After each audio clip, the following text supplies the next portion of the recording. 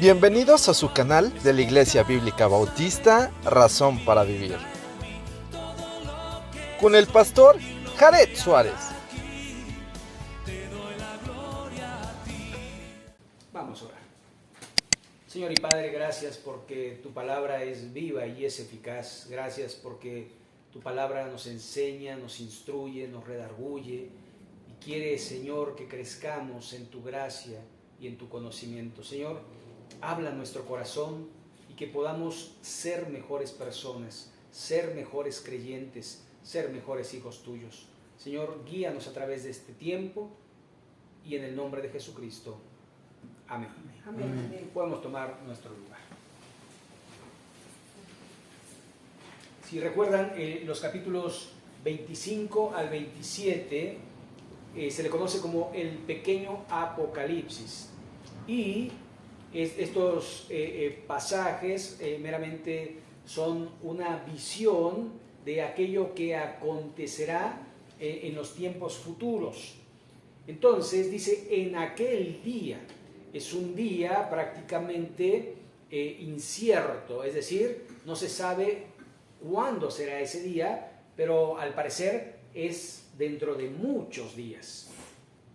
Y dice, en aquel día cantarán este cántico en la tierra de Judá, fuerte ciudad tenemos, salvación puso Dios por muros y ante muro.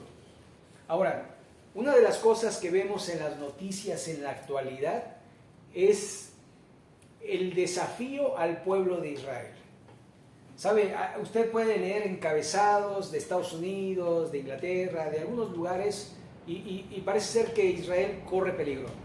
Hoy, precisamente, el presidente de Turquía, Erdogan, él convocó a todos los pueblos musulmanes a atacar a Israel.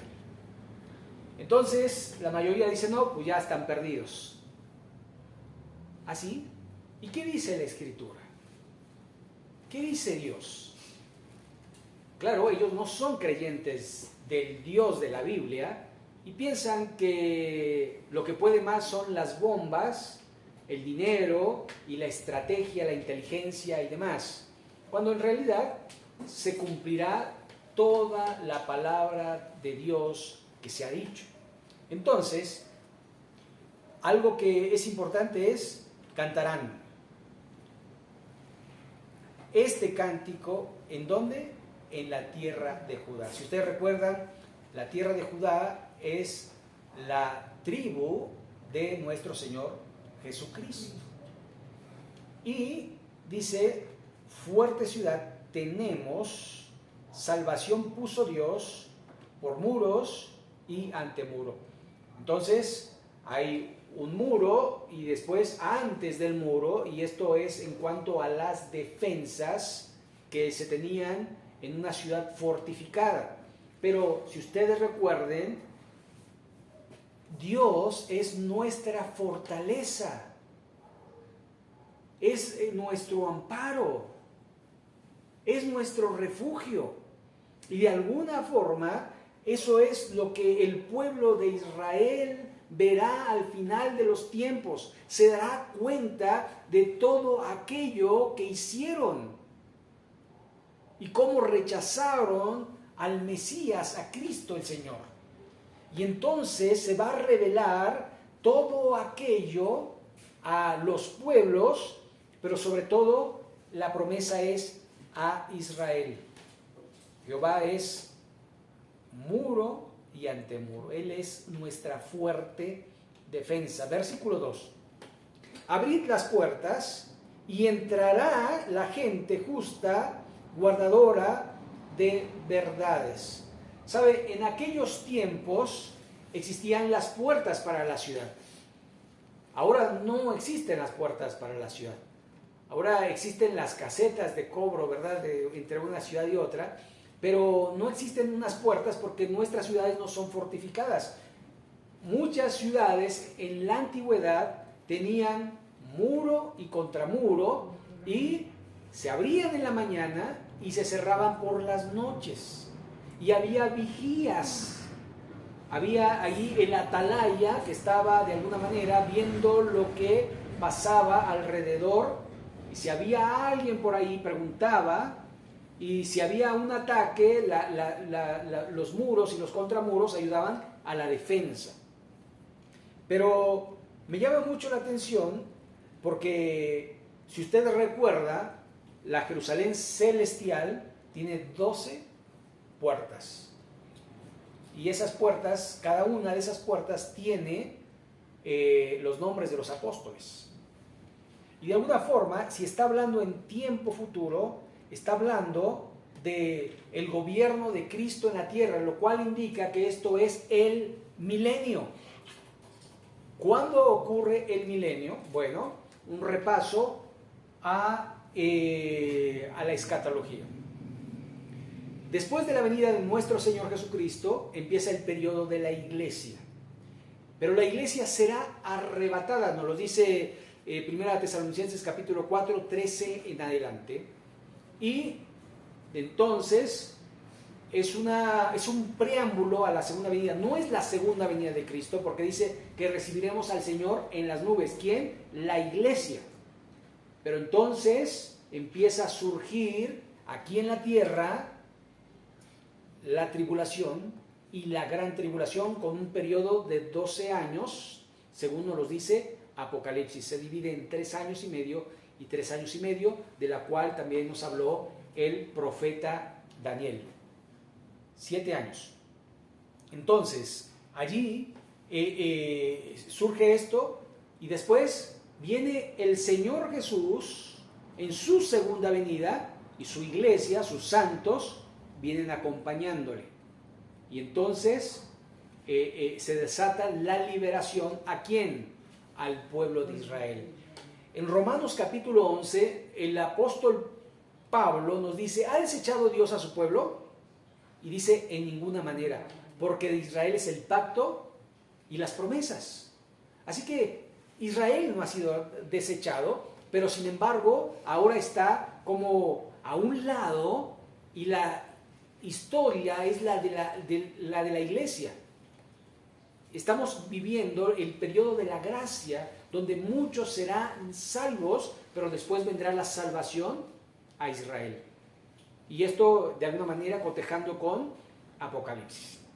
Ahora, vendrá el Señor Jesucristo, y entonces se cumplirá la profecía donde regirá al mundo con vara de hierro.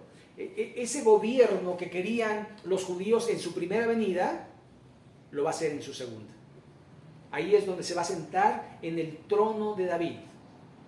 Allí es donde va de alguna manera a hacer justicia, y la gente vivirá durante 1000 años. Y Cristo gobernará sobre la tierra esos 1000 años. Satanás está atado y será desatado después de los 1000 años. Y otra vez engañará gente, pero entonces sí se acabará todo, porque entonces se habla de cielos y tierra nueva. Entonces se está hablando de esto. Pero entonces viene este precioso pasaje, el 3 y el 4. Tú guardarás en completa paz, ¿a quién? Aquel cuyo pensamiento en ti persevera, porque en ti ha confiado. Confiad en Jehová perpetuamente, porque en Jehová el Señor está la fortaleza de los siglos. Entonces, este pasaje es muy significativo, porque este pasaje nos recuerda a Filipenses 4:7, cuando dice: y la paz de Dios, que sobrepasa todo entendimiento, guardará vuestros corazones y vuestros pensamientos en Cristo Jesús. Y esta paz se consigue después de que dice el versículo 6 de Filipenses 4: por nada estáis afanosos, sino sean conocidas vuestras peticiones delante de Dios con acción de gracia y ruego. Y después vendrá la paz. Entonces, aquí dice: tú guardarás en completa paz aquel cuyo pensamiento, ¿qué? En ti persevera. Y está hablando de perseverancia, es decir, pensando en Dios y en su obra todo el tiempo, lo que Dios quiere, lo que Dios me enseña, lo que Dios me anima, lo que Dios de alguna manera reprueba. Mi vida está pensando siempre en Dios, porque de la abundancia del corazón hablará también la boca. Y el Señor, a través del apóstol Pablo, nos dice que la palabra de Cristo abunde en vuestros corazones. Y después dice, cantando salmos, himnos espirituales. ¿Sabe? No dice que la palabra abunde y después cantes las canciones del mundo. No dice eso. ¿Por qué? ¿Sabe? Si usted pone atención a las canciones del mundo, las analiza, porque regularmente no las analizamos. Lo que nos gusta es el ritmo. Y a veces muchas están muy pegajosas. Y de alguna manera uno las canta porque le gustan, ¿cierto o no? Pero no las analiza. Y lo mismo pasa en las canciones cristianas, en las que se dicen cristianas, porque los cristianos son las personas, las canciones no llegan a ser cristianas, pero que tienen mensaje cristiano. No las analiza uno y uno las canta porque les gusta, pero cuando uno pone atención en la letra, entonces uno se da cuenta de que las canciones del mundo en su mayoría hablan de despecho, de traición, de mentira, de desilusión. ¿Y eso en qué te beneficia? ¿En qué te ayuda? Ay, nada, pero se oye bonito. No, tenemos que ser sabios y elegir. Igual en la música, en lo que tiene contenido cristiano. Por ejemplo, dice un canto cristiano, dice, Santo Espíritu, ven sobre mí. Eso quiere decir que no ha venido sobre ti. Pero ¿qué dice la Biblia? Recibiréis poder cuando haya venido sobre vosotros el Espíritu Santo y me seréis testigos en Jerusalén, en toda Judea, en Samaria y hasta lo último de la tierra. Y cuando recibimos a Cristo, recibimos al Espíritu Santo. Porque dice la Escritura, ahí en Efesios 1:13, habiendo oído el Evangelio de vuestra salvación y habiendo creído en él, fuisteis sellados, ¿con qué? Con el Espíritu Santo. Con el Espíritu Santo. Así que, ¿cómo le puedo decir a Dios que envía su Espíritu si el Espíritu mora en mí? ¿No se acuerdan ahí en Corintios, en capítulo 3, cuando dice, o ignoráis que vuestro cuerpo es ¿qué? Templo del Espíritu Santo, que no sois vuestros, que habéis sido comprados, que el Espíritu Santo mora en vosotros? ¿Se da cuenta de eso? ¿Cómo le voy a decir? Pero no analizamos, pero se oye bonito. Una de las cosas que he visto en estos tiempos, que la música cristiana se ha vuelto muy romántica, muy de Cristo te amo, quiero estar contigo. O sea, y sí, está bien, pero no en ese sentido, sino en el día a día, en el ser personas que honran y glorifican el nombre de Dios, recordando que Cristo estará con nosotros todos los días y hasta el fin del mundo. Entonces, perseverar en el pensamiento de Dios. Por eso el verso 4 dice, confiad en Jehová perpetuamente. Perpetuo es siempre. Porque en Jehová el Señor está la fortaleza de los siglos. Y de alguna manera, dice el apóstol Pablo, fortaleceos en el Señor, en el poder de su fuerza. ¿Se acuerdan cuando 3 veces había pedido que se le quitara el aguijón de la carne y el Señor le había respondido, bástate mi gracia porque mi poder se perfecciona en la debilidad? Y entonces el apóstol Pablo dice, es que cuando soy débil, entonces soy fuerte porque el poder de Dios obra en mí. Así que de alguna manera tenemos que pensar que si queremos que Dios obre, tenemos que confiar en el Señor. Confiar. Verso 5, porque derribó a los que moraban en el lugar sublime, humilló a la ciudad exaltada, la humilló hasta la tierra, la derribó hasta el polvo, la hollará a pie, los pies del afligido, los pasos de los menesterosos. Y aquí está hablando de una ciudad. No se dice el nombre de esa ciudad, pero de alguna manera era la ciudad que afligía a Israel. Y ahora vemos que hay muchas ciudades afligiendo a Israel. Muchas ciudades. Y de alguna manera esa ciudad va a ser derribada, derrotada por nuestro Dios. Verso 7. El camino del justo es rectitud. Tú, que eres recto, pesas el camino del justo. ¿Sabe? Todos creemos ser justos en nuestra propia opinión. Pero Jeremías dice, engañoso es el corazón, más que todas las cosas. ¿Quién lo conocerá? Y después responde, el que pesa los corazones, Jehová nuestro Dios. Así que yo puedo pensar que soy justo en mi propia opinión, pero en realidad el que conoce todos mis pasos, todos mis pensamientos, todas mis acciones, es Dios. Y Él es el que va a determinar si lo soy o no lo soy. De alguna manera yo tengo que buscar agradar a Dios. Yo tengo que confiar en Él y tengo que humillarme delante de su presencia. Y Él os exaltará cuando fuere tiempo. Verso 8. También en el camino de tus juicios, oh Jehová, te hemos esperado. Tu nombre y tu memoria son el deseo de nuestra alma. ¿Qué desea tu alma? Bueno, tú puedes saber qué desea tu alma por medio de tus pensamientos. La mayoría de nosotros tenemos tres tipos de pensamientos. Pensamientos del pasado. Ay, si yo no hubiera hecho esto y hubiera hecho aquello. Si yo no hubiera hecho aquí, no hubiera hecho allá. Si no hubiera... ¿Sí me explico? Pensamientos del pasado. O si hubiera hecho... Y tratar de armar un futuro incierto que no existe.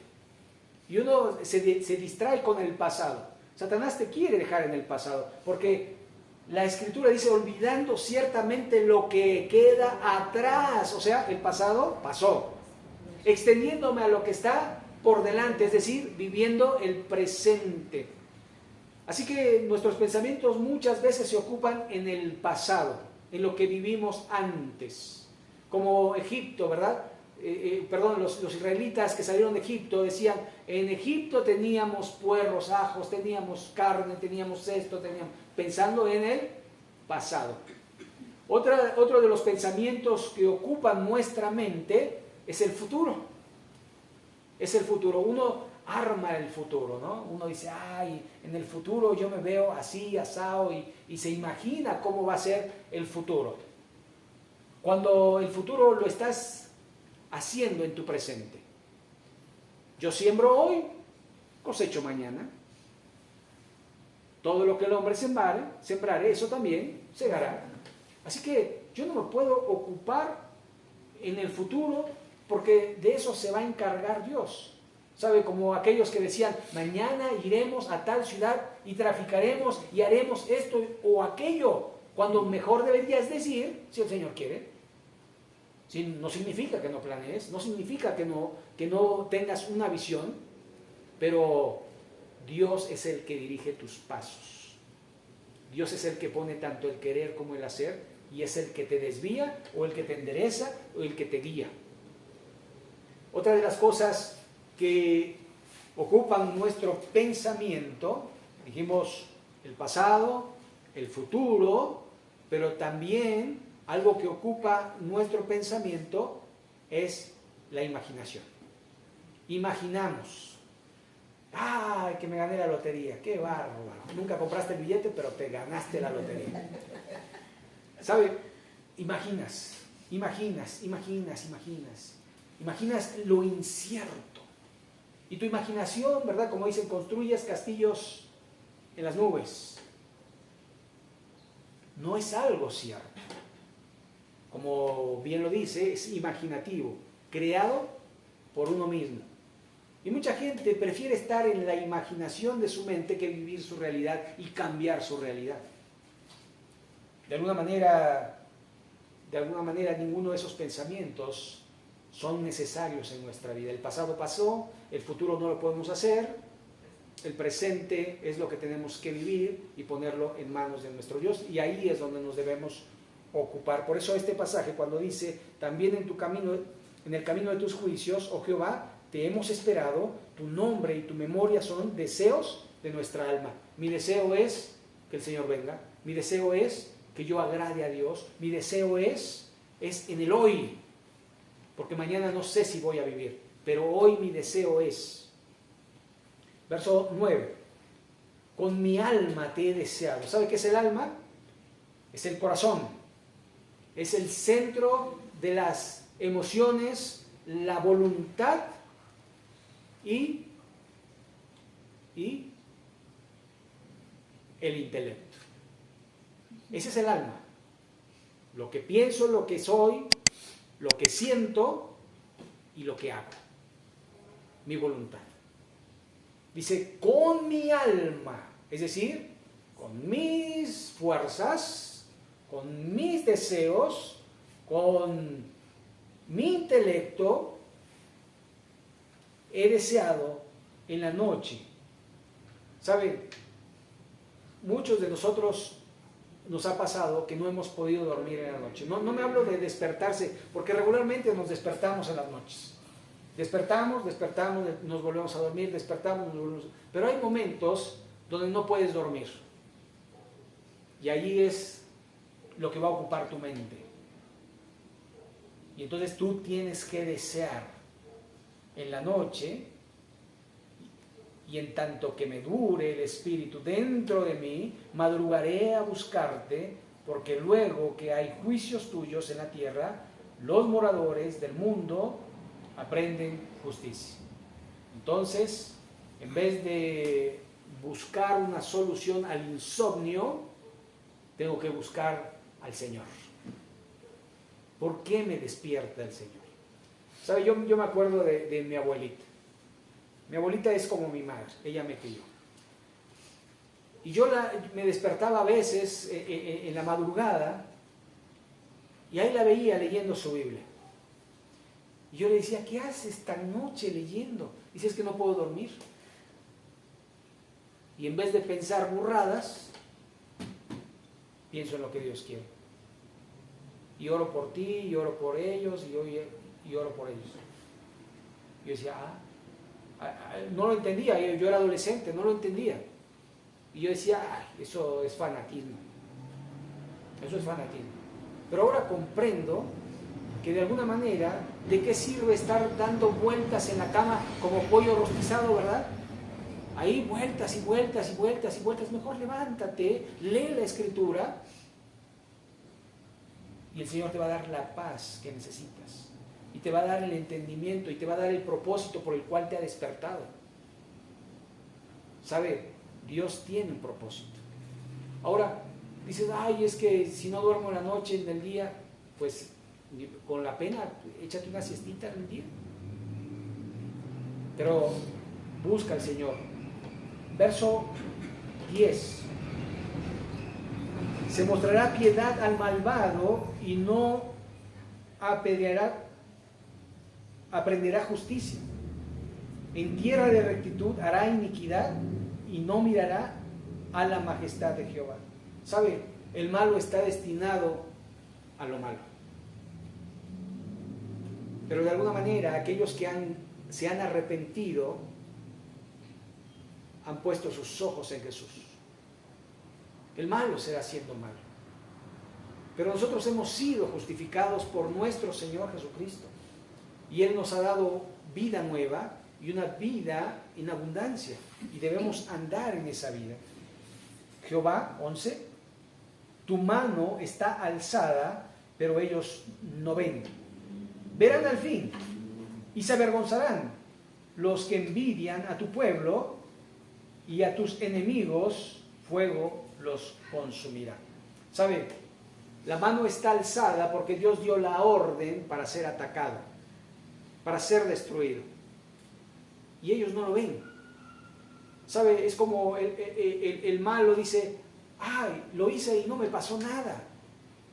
robé y no me atraparon, maté y nadie sabe. Y piensa que, pero cuando vea la mano de Dios, se avergonzará porque siempre ha sido visto, siempre ha sido descubierto,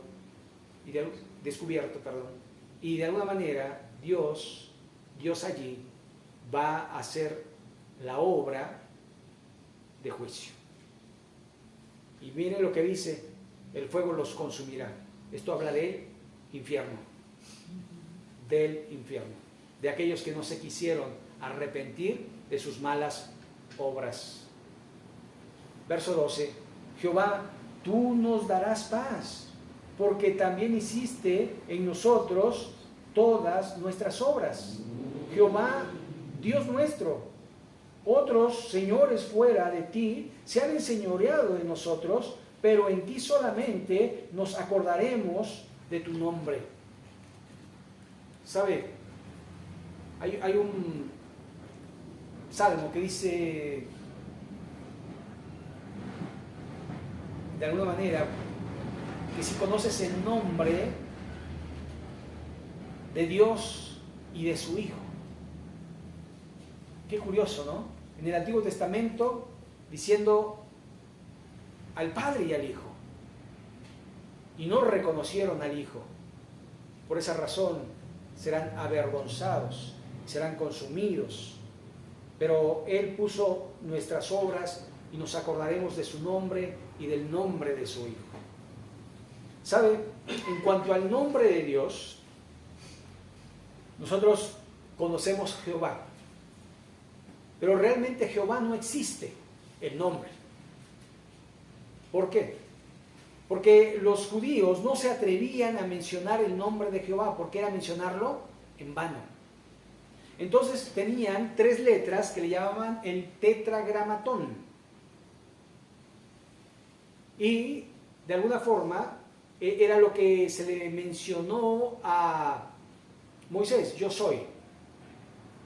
Entonces lo que hicieron posteriormente, le pusieron las vocales a esas mayúsculas y las usaron de Adonai y las pusieron Jehová.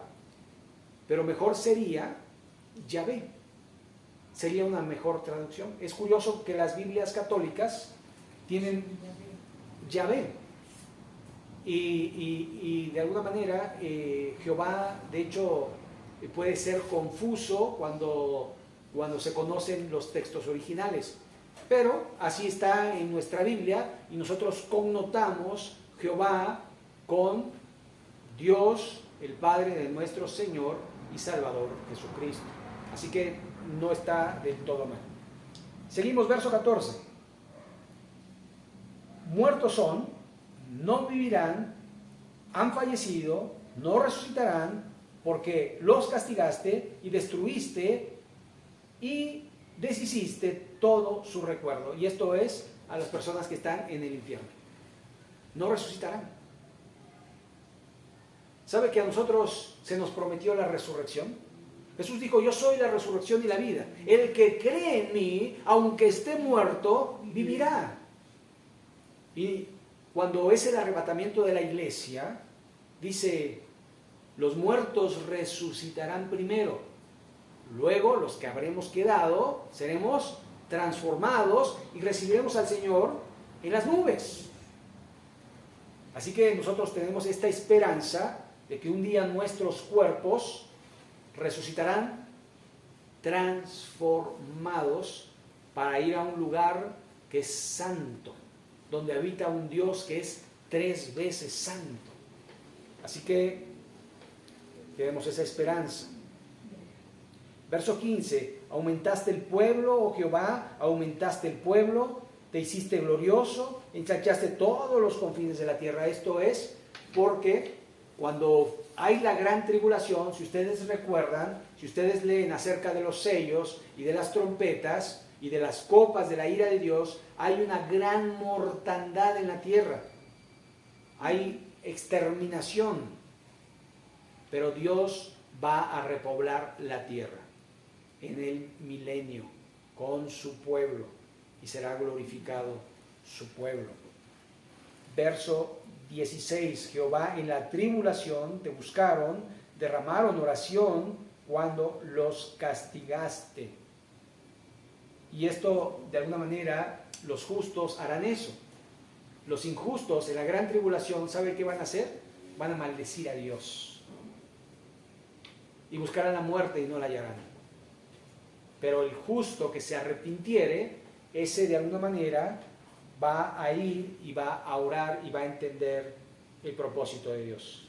Como la mujer, verso 17, encinta, cuando se acerca el alumbramiento, gime y da gritos en sus dolores, así hemos sido delante de ti, oh Jehová.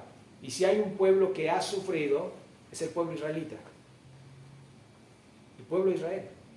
Usted vea, en la antigüedad, los asirios, los egipcios, los medos, los persas, los babilonios, los helénicos, los griegos, los romanos, después los otomanos, después Hitler, y así sucesivamente. Usted puede ver que es un pueblo que ha sufrido y que lo han querido exterminar,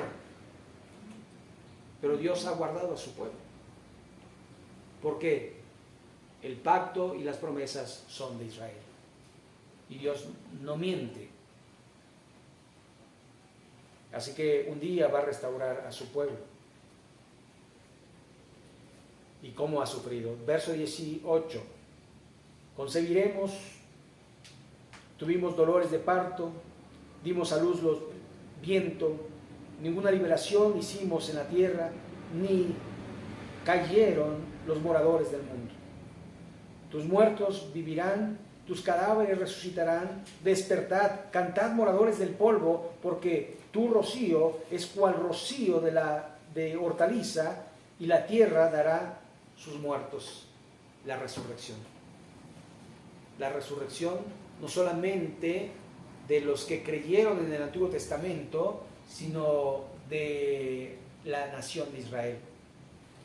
¿Sabe? Es necesario que Israel padezca por su rechazo, porque no hicieron lo que Dios había querido que hicieran, ser luz a las naciones. Y guardaron su luz para ellos y no la repartieron, porque Dios le había dicho a Abraham, en ti serán benditas todas las naciones, y ellos guardaron la bendición para ellos. Por eso Cristo vino, la simiente de Abraham, para llevar la bendición a todas las naciones. Verso 20, andad pueblo mío, entrad en tus aposentos, cierra tras ti tus puertas, escóndete un poquito, por un momento, en tanto que pasa la indignación. Es decir, todavía no, todavía no. Y el Señor dice, espera. Y el apóstol Pedro dice, el Señor no retarda su venida como muchos dicen, sino que Él es paciente para que muchos vengan al arrepentimiento.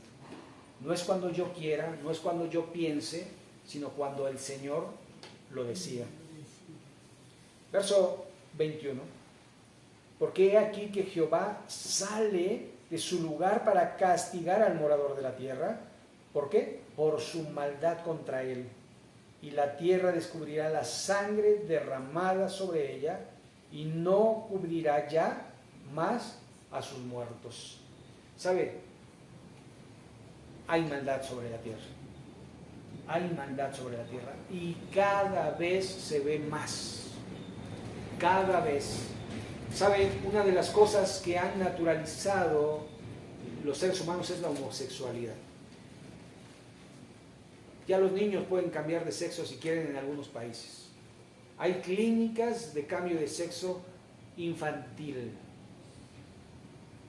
Y los padres no pueden hacer nada por sus hijos. Pero ¿sabe qué también están tratando de normalizar? La pederastía. En países ya han aprobado leyes donde si el niño dice que sí, pues es sí. Y cada vez esto se va permeando en el mundo. Y vemos un mundo, en vez de mejorar, volviendo atrás hacia el pecado y la inmundicia.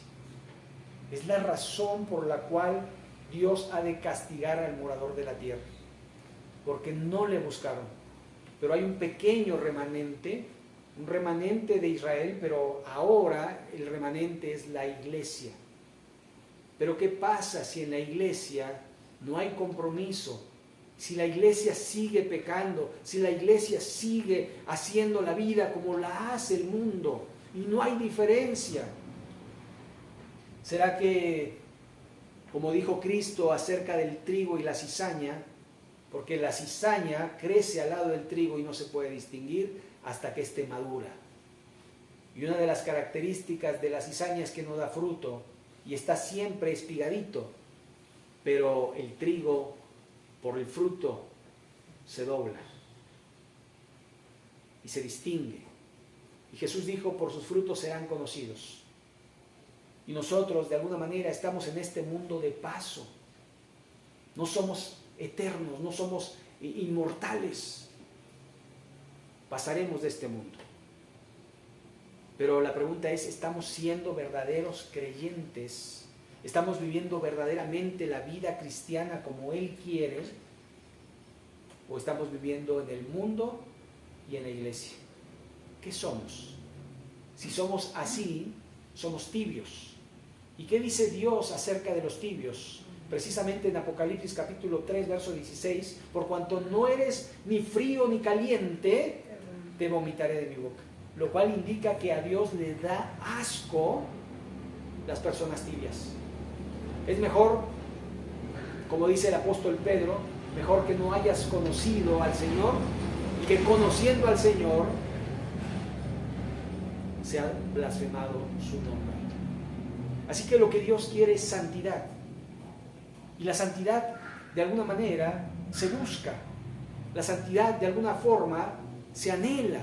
La santidad, de alguna forma, es sacrificios. Sacrificios. Tengo que sacrificar. Los cristianos ofrecemos sacrificios, no de becerros, pero somos un sacrificio vivo. Dice Romanos 12, 1: hermanos míos, os ruego por las misericordias de Dios que presentéis vuestros cuerpos en sacrificio vivo, santo, agradable a Dios, que es vuestro culto racional. Usted hoy hizo un sacrificio. Usted está aquí porque hizo un sacrificio. Sacrificó su comodidad, sacrificó su tiempo, sacrificó su ofrenda, sacrificó su vida para honrar y glorificar a Dios. Y eso Dios le agrada. Y Dios quiere que nos presentemos a Dios santos. Y después el verso 2 dice, no os conforméis a este siglo, sino transformaos por medio de la renovación de vuestro entendimiento, para que comprobéis cuál sea la voluntad de Dios, agradable y perfecta. Así que de alguna manera sabemos que andamos en el camino porque andamos en la palabra de Dios, agradando a Dios. Y si estamos agradando a Dios, los hombres no se agradarán. Pero es mejor agradar a Dios antes que a los hombres. Vamos a orar para terminar, así que les invito a ponernos en pie y así terminar en esta tarde. Bendito Padre Celestial, te agradecemos, Señor, por tu palabra que es viva y eficaz. Como hoy leíamos, tú guardarás en completa paz aquel cuyo pensamiento en ti persevera. Señor, ayúdanos a perseverar en ti, pensar en ti, pensar en tu obra, en lo que quieres para nosotros, pensar en tu palabra, que la palabra de Cristo more en nuestro corazón abundantemente, cantando himnos, salmos y cánticos espirituales, alabándote, Señor, porque eres digno de alabanza. Señor, que tu palabra, que es útil, que es viva, que es eficaz, que nunca vuelve vacía, dé fruto en nuestro corazón, y que salgamos transformados de este lugar para hacer tu voluntad y no la nuestra, para andar en tu camino y no en el nuestro, para glorificarte. Señor, que tu palabra no sea desechada en nuestro corazón, sino que la guardemos y hagamos conforme a todo lo que en ello está escrito, para entonces prosperar nuestro camino. Bendito seas, Señor, nos ponemos en tus manos y en el nombre de Cristo Jesús. Amén.